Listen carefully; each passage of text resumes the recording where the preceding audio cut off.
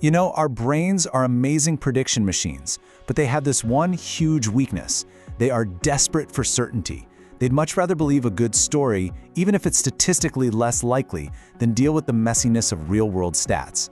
So today, we're going to dive into this certainty trap, and more importantly, figure out how we can escape it. Let's get into it. To really see this trap in action, I want to start with a little puzzle. It's a classic from an experiment back in the 80s, and it reveals this fascinating glitch in how we think about what's probable. Okay, take a second and really look at this. Which one of these just feels more likely to you? Option 1, Mr. F has had a heart attack. Or option 2, Mr. F has had a heart attack and he's over 55. Go with your gut instinct on this one. If you picked option 2, hey, you're with the majority. Most people do. It just feels right because our brains instantly create a story, right?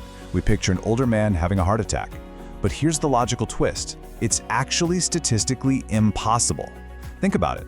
The group of all men who have had heart attacks has to be bigger than a smaller slice of that same group, the men over 55 who've had heart attacks. So there's just no way the second, more specific option can be more probable. So, what is going on here? This isn't just about getting a logic puzzle wrong. No, this is about a fundamental feature of how our brains are wired. Our minds use these mental shortcuts, or heuristics, to make quick sense of the world. And two of them are really key to understanding the certainty trap. The first one is the conjunction fallacy. This is exactly what we just saw with the Mr. F puzzle. When you add a detail, a conjunction of two events, it paints a richer, more vivid picture. It feels more real, more representative of a complete story. And our brain loves a good story so much that it's willing to just toss the basic laws of probability right out the window. And the second one is called the illusion of control. We all have this deep-seated desire to feel like we're in the driver's seat. We believe our actions can influence things even when it's just pure chance. It's why we might blow on dice at a casino, you know? We're craving certainty, and the illusion that we can control randomness gives us this comforting but totally false sense of it. So if our own intuition can lead us so far off track, what's the alternative? Well, the answer is to stop chasing that ghost of certainty and start embracing the reality of uncertainty.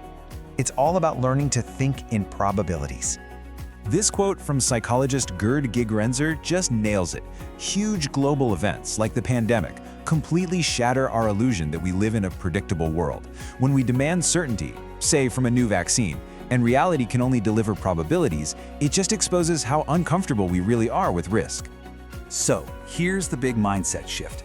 Thinking in probabilities isn't admitting defeat or saying you don't know something. It's actually using a much more accurate map of how reality works.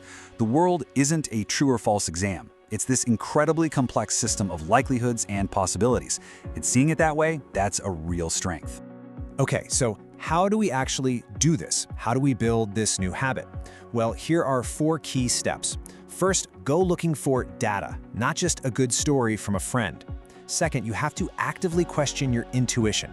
Ask yourself, what's the evidence for this feeling? Third, think about the base rate, like how common is this thing in general? And finally, use simple decision aids like charts or lists to make abstract risks feel more concrete. All right, so thinking in probabilities is the mindset, but what's the strategy? The philosopher and former trader Nassim Nicholas Taleb came up with this really powerful framework for not just surviving, but actually thriving in a world that you just can't predict. The main idea is something he calls anti-fragility. Now, this isn't about being robust or strong, just resisting damage. An anti-fragile system, kind of like our immune system after a vaccine, actually benefits from stress, randomness, and shocks.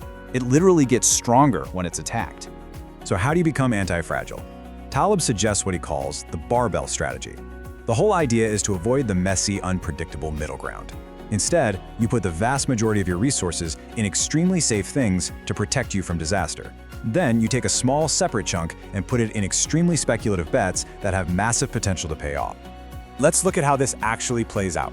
In finance, it might mean putting 90% of your money in something ultra-safe like government bonds and keeping 10% for high-risk, high-reward bets like venture capital. In your career, it can mean having a stable, secure job while using 10% of your time to develop a new skill or a side hustle that could totally take off. Even in health, you follow proven medical advice for 90% of things, while maybe exploring some low-risk experimental wellness trends with the other 10%. You're protected from ruin, but you're wide open to huge gains. Okay, let's bring all of this together. By understanding the certainty trap and adopting a new strategy, you can fundamentally change how you navigate the world. The real takeaway here is a total shift in your goals. We have to stop trying to be fortune tellers because that's impossible. Instead, we become architects. We design our finances, our careers, and our lives to be resilient. We build systems that are prepared for the unexpected and can even get stronger from it. That right there is the power of being anti-fragile.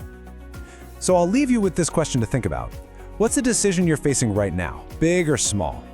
Where is your brain's natural craving for a simple, certain story, maybe preventing you from seeing the full range of possibilities?